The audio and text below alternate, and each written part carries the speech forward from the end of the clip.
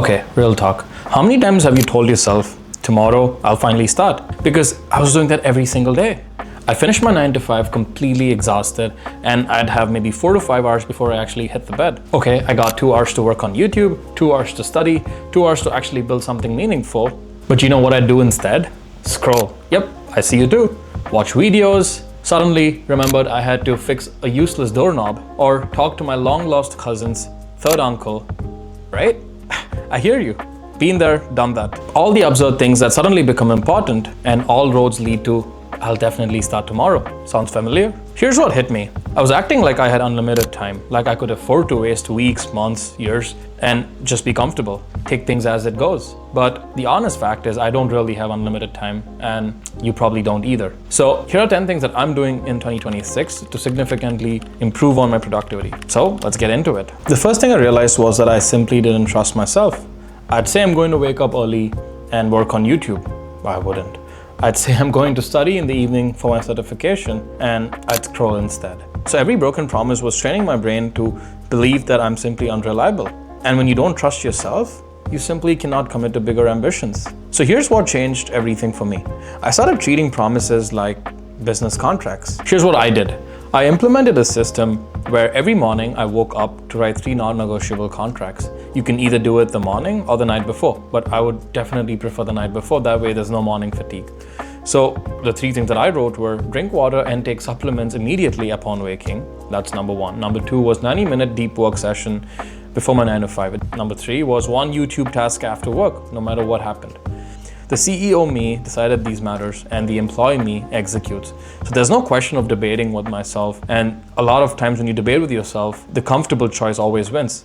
And here's the key. I use AI as my personal assistant. So what I do is I set up these reminders that ping me exactly what contracts are due. Or, you could just use calendars, because apparently everything's about AI these days. What's up with that, right? Anyways, I know it sounds all mechanical, it sounds very monotonous, it sounds mundane, but personally for me, it removes the mental load. I decided once and I go on to execution after. There's no in between. So after 30 days of keeping every contract, something drastically changed for me. When I said I'm going to build an ultra successful channel, I believed in myself because I had history to prove that when I set my mind to do something, I'm actually going out and delivering. When I say something, it actually happens. That self-belief is the actual gap between dreamers and executors. One has evidence while one thinks they have evidence. Proof is always in the pudding, right? The lesson? Stop making promises. Start making contracts for yourself. Start building systems that remove any sort of friction from the process of you doing what you need to get done. The takeaway from this step is I have 2 action items for you. 1, keep things small. Learn to trust yourself by building evidence, by committing to doing something for at least 30 days. At least. The more, the better. However small the item is, just go ahead and do it. So it's in your best interest to keep things small. That way you actually improve the odds of you actually doing them. So think wisely and pick wisely. Number 2, whatever you choose to do, have a physical marker for your progress. It's similar to principles like don't break the chain, similar practices. Every day you finish something, cross off that day, and your ego will absolutely thank me. Bringing us to habit 2. The second realization or second habit is willpower is a luxury I simply don't have. When you have 2 hours to make progress and you waste 20 minutes getting ready to work, you've lost 17% of your available time. My personal opinion, most people fail not because they lack discipline. They fail because every good habit takes a significant amount of effort, and the friction to do something inconvenient is extremely high. And here's the truth about limited time. You can't afford decision fatigue. So I basically build systems that eliminate decisions entirely. My morning supplements pre-proportioned in a pill organizer on my nightstand. I see them when I wake up, 0 decisions to be made. Well, if you ask me about my deep work setup, everything staged the night before, laptop charged, open to the exact file that I need to work on, coffee preset on timers, noise cancelling headphones on my desk because I like to work in silence. When my alarm goes off at 6 a.m., I don't sit and think about any of these. I'm kind of on autopilot because I know what to reach out for, where to go next. All these decisions have been pre-made for me and not made on the fly. And to me, when I actually started doing this, what appallingly shocked me is I took back 45 minutes every day by avoiding decision makings. And when you think about that over a week's time, that's 2 to 3 hours back to yourself. And that's actually quite massive if you think about it. So that's 5+ hours counted for over a month's time. So the lesson over here is quite simple. Your limited time is actually an advantage, but only when you remove this friction and when you use it right. Everything starts with automating and building systems around everything that you're trying to achieve. Intention to get better is 95, if not 98% of the battle. Keep that in mind. Let's jump into habit 3. Here's where I almost sabotaged everything. Or actually, I did sabotage my momentum because I was out for 2 weeks sick. So here's a short story of what actually happened. It's the second month of the year. I was executing on my contracts, my goals flawlessly. I was hitting every milestone. I was hitting the gym when I needed to. I was making my YouTube videos. I was actually studying after my 9 to 5, and it was all perfect until one fine day my body just gave up. I was more mentally fatigued than ever. My body gave up. It took me a little while to figure out, but I think it's such an important lesson for me to share. I thought I could optimize time without optimizing my body, and I couldn't be more wrong. I'd skip breakfast to save 10 minutes, drink 4 cups of coffees to stay alert through my 9 to 5, and work through lunch because somehow it's so much more important than fueling your body. I'm sure you can relate to some of this. And at the end of all this, I'd eat fast food at 9 p.m. because it was just the easy option out. You see, what happened here was I was treating my body like it absolutely didn't matter. Somehow like it was a separate thing from, my overall productivity system. The way I see it, if your hardware is broken, no perfect software can run on it. It just doesn't work. I was constantly bloated. I had inflamed skin. My body was always hurting. I felt sluggish because I obviously had no regulation of blood sugar. And that's when I understood I'm not just being unproductive, I'm actually ruining my body and running it to the ground. So I implemented a couple of non-negotiable health contracts on top of my already existing contracts that I had going on for the day. 7 hours of sleep, it was non-optional for me. Even if work wasn't done, I'd hit the bed. The next thing is breakfast with protein within 30 minutes of waking up because it's supremely important to get nutrients into your body right off the bat. And then real lunch, not snacks, not working, through it because you had a meeting that was so much more important, but actual lunch.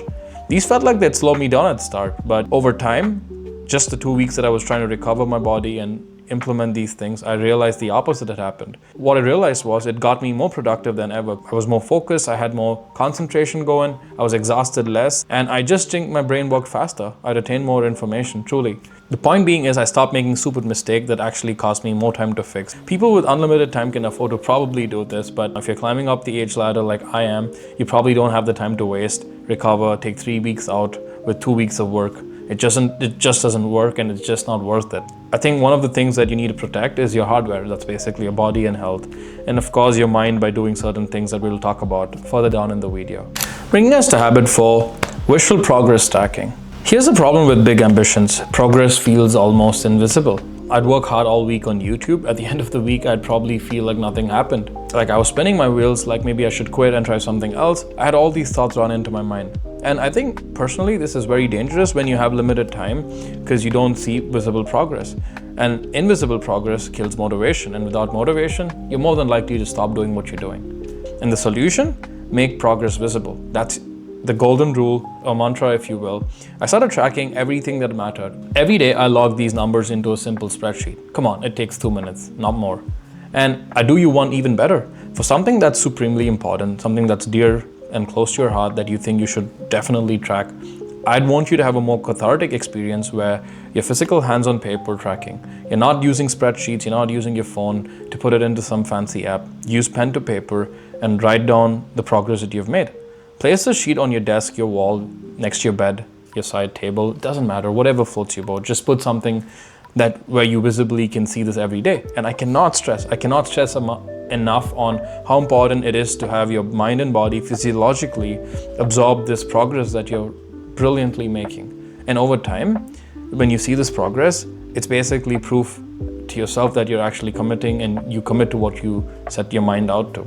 After 30 days, I could definitely see 4 YouTube videos published, 87 practice problems for the certification that I'm working on.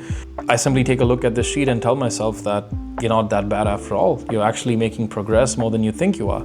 So it's just one bad day versus 28 other days that you've actually put effort and work into.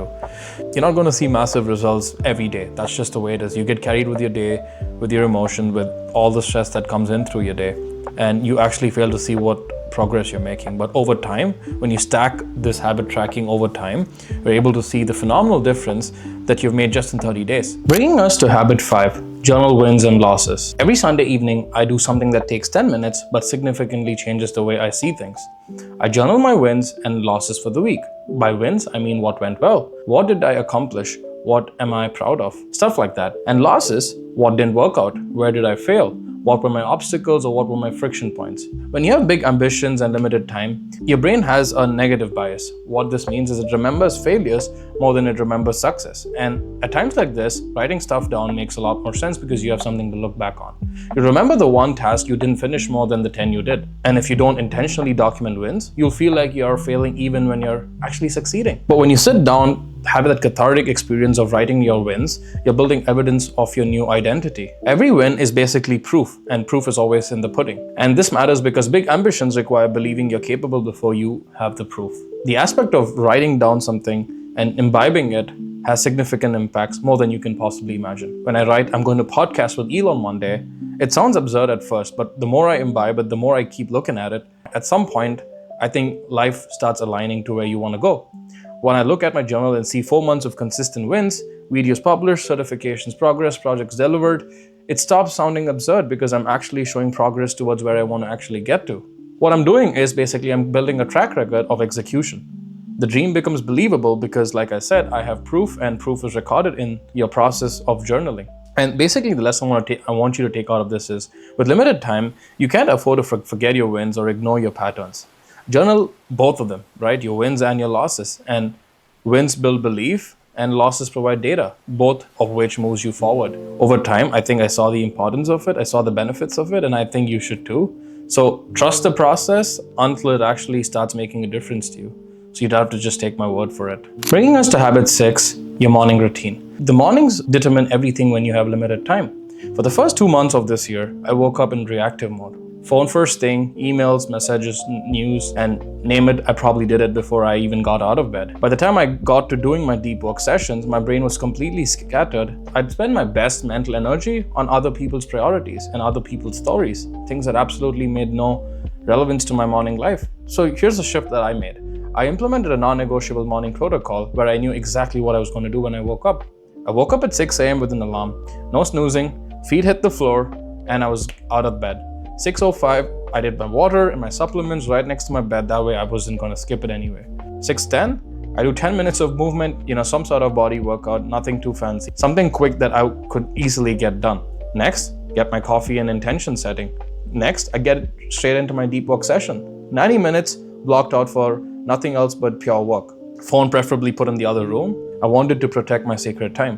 So by 8 a.m., technically, before I actually got to my 9 to 5, I've already accomplished my most important work. So the way I see it, this is the forcing function of limited time. If I don't protect my mornings, I'm basically losing the day. This was my perception of my day. The morning is when my brain is sharpest. My willpower is strongest. My focus is probably the most clearest. When I complete my deep work sessions before my 9 to 5, I feel like I'm going into my job with a sense of success, with a sense of pride. The morning is your competitive advantage. Protect it ruthlessly by all means. Do your most important work before the world gets access to you. That's basically the mantra here. And Eat the Frog and many other techniques basically talk about doing the hard things first. Bringing us to habit 7, 1 hour of quiet. This habit probably sounds counterintuitive when you have limited time, but the more you think about it, it might be the most important one that you've probably inculcated. Once a day, I take 1 hour of complete quiet where I do no phones, no music, no podcast, no input, just silence, absolute silence. At first, this felt like it's wasting time. Like I said, I thought it was counterintuitive at first, but I heard this advice from one of the books that I was reading. Thoughts that are running in my head are, I have only 2 to 3 hours to, crush my goals, sitting here doing absolutely nothing, and this is crazy. But here's what I discovered personally when I started doing this. You can create when you're constantly consuming. All day you've been absorbing emails, talking to people, watching videos, scrolling through Instagram, TikTok, whatever. Your brain never gets a moment of peace and quiet where it simply resets.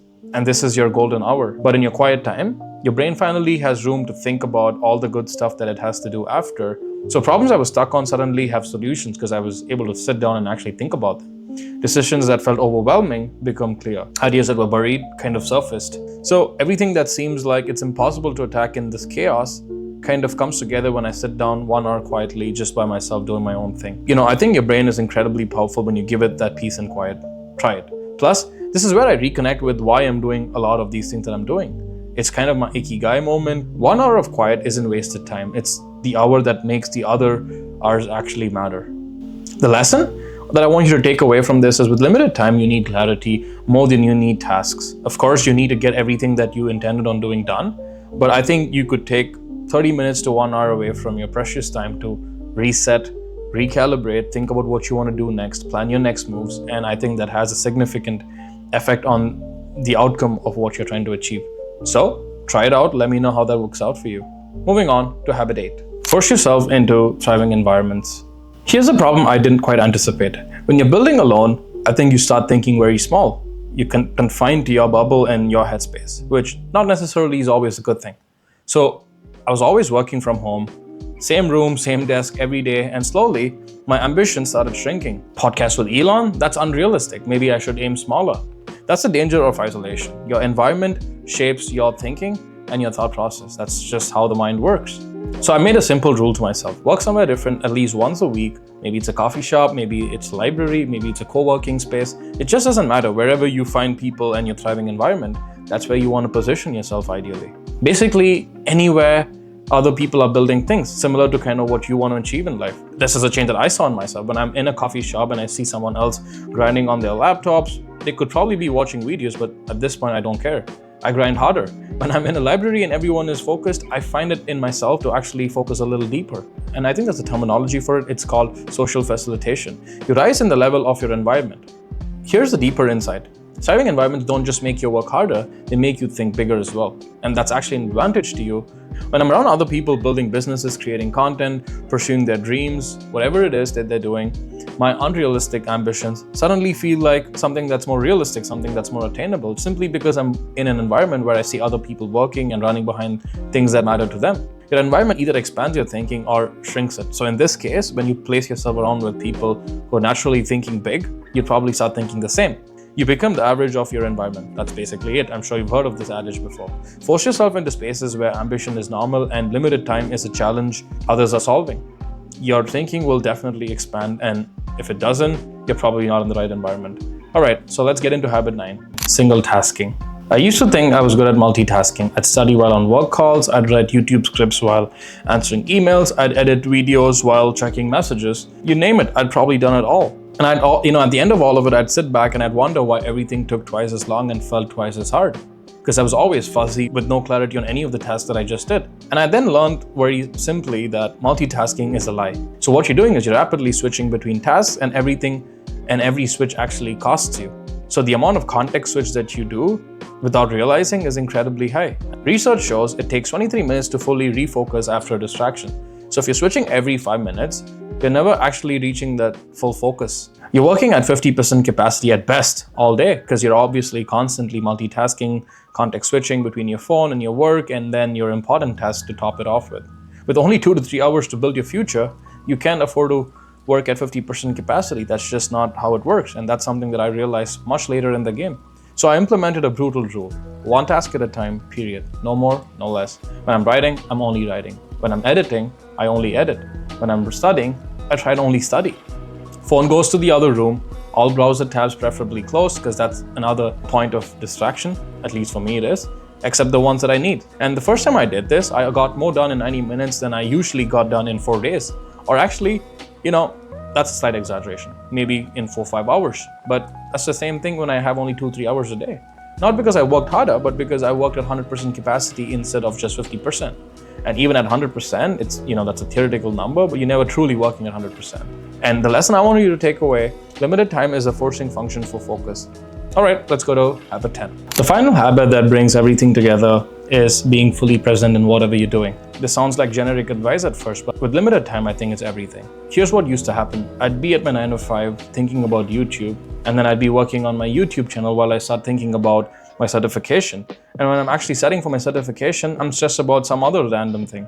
And this kept going on and on and on until I kind of gave up, because I was always stressed and not focusing on what's in front of me. I was never fully anywhere. My body was in one place, my mind was in some place else. And the cost of all that was I was terrible at everything. It was abysmal work at everything, every single thing that I did. Average outcome. My 9 to 5 performance started suffering because I wasn't present, because I was thinking about other things. My YouTube growth stalled because, I'm doing my YouTube stuff. I'm distracted about something else probably. My certification progress was absolutely slow because I was again distracted. And this conscious shift, this conscious effort is what kind of changed the game for me. When I'm studying for my certification, I'm just studying. No phone, no other tabs, just doing this. When I'm YouTubing, I'm just focusing on YouTube. And this radical shift, this psychological shift, and this conscious effort significantly changed the way I started doing anything and everything in my life. And I think in general, being more present has its advantages. All right, folks, I think I've given you the 10 habits that I'm personally going to follow for the rest of the year to crush all my goals. And I'm hoping at least one of them helped you, and you'd probably carry that going through the year. So thanks for watching, and I'll see you until next time.